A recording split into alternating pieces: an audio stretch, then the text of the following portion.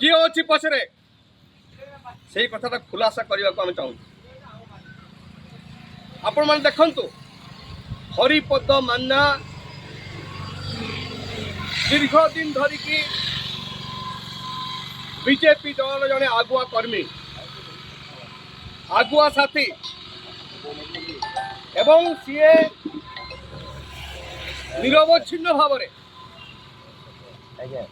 बेआईन बाली खादान को विरोध करके बीजेडी समय करथिला एवं आज बीजेपी समय निर्दिष्ट गोटे राजनैतिक दल से बिलंग्स करती दीर्घ वर्ष धरी आम जानी से क्षमता आज दिन हुए तो से जो राजनैतिक दल को बिलंग्स करती आज दिन से दल क्षमतासीन से क्षमतार नथिया बेले अन्याय विरुद्ध में स्वर उत्तोलन सबुदिन करती आम साधुवाद जनाऊँ जे प्रयास जारी रहू।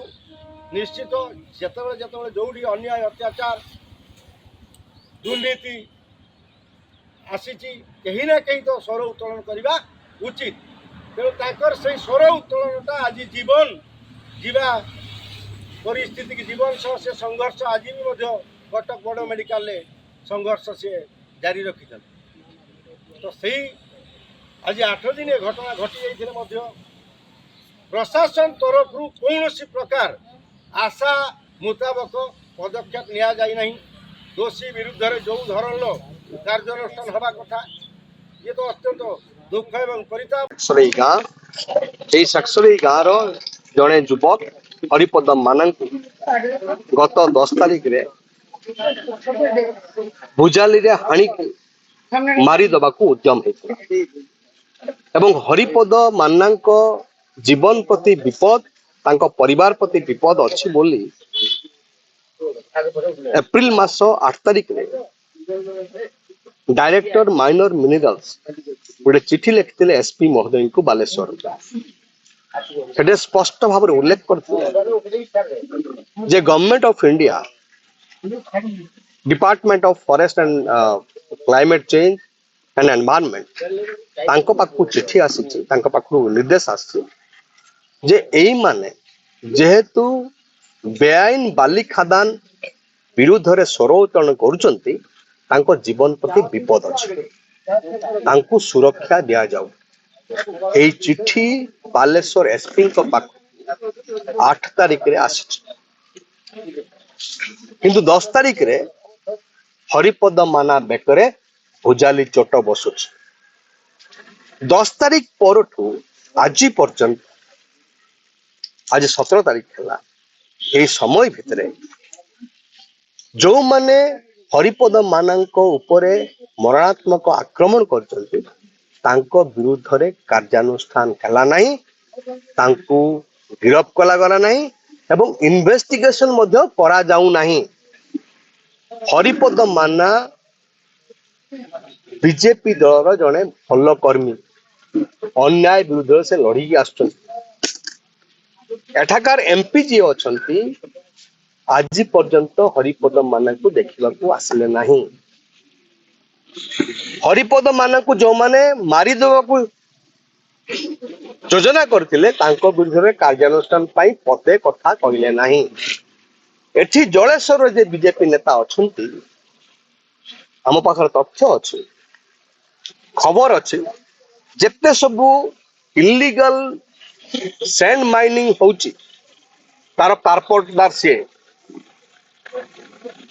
सबू सैंड माइनिंग पाखरु माफिया पाखरु मोटा चांदा नौचंती एवं एठी जी हानिबा को आसले जो माने से माने मध्य यांकर प्रोत्साहन रे काम करूचंती से माने डायरेक्टली साहाय्य करूचंती।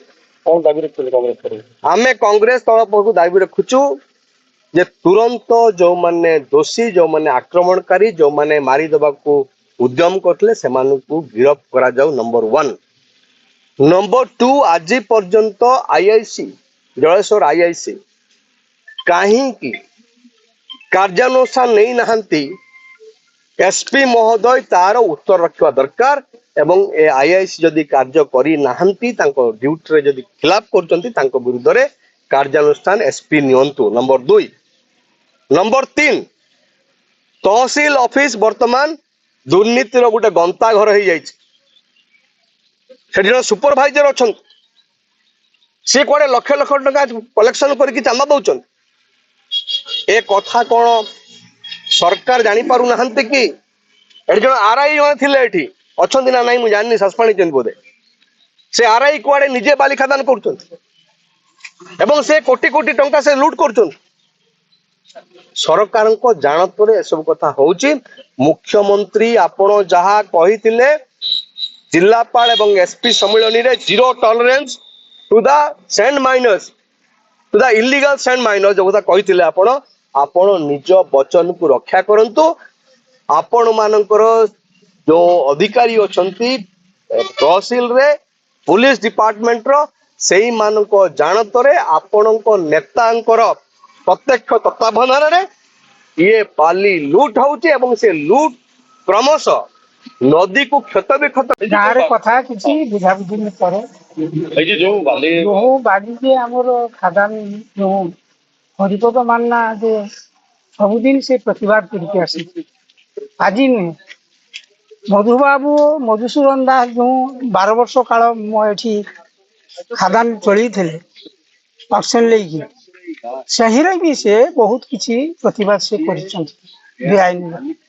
କିନ୍ତୁ ସେ କୌଣସି ଦିନ ବେଠି ମାନେ ନିରପେକ୍ଷ ହିସାବରେ ସେ ବହୁତ କଥା ବି ସେ ଗାଁ ତରଫରୁ ଆମେ କହୁଛେ। ହରିପଦ ମାନ୍ନା ନିରୀହ ଲୋକ, ସମାଜସେବୀ ସେ ଜଣେ, ସେ ସବୁ କିଛି ଇଏ କରିକି ଆଉ ତାକୁ ଯୋଉ ତା ଗଳାରେ ଯେ ଭୁଜାଲି ଇଏ କରିକି ମାରିବା ପାଇଁ ଚେଷ୍ଟା କରିଛନ୍, ସେ ବିଷୟରେ ପ୍ରଶାସନ କିରକମ ଭାବରେ ତାକୁ କିରକମ ଯେମାନେ ଇଏ କରିଥିଲେ ସେମାନଙ୍କୁ କିନ୍ତୁ ଆରେଷ୍ଟ କରିକି ଏଠୁ ଉଠୁନାହାନ୍ତି କାହିଁକି?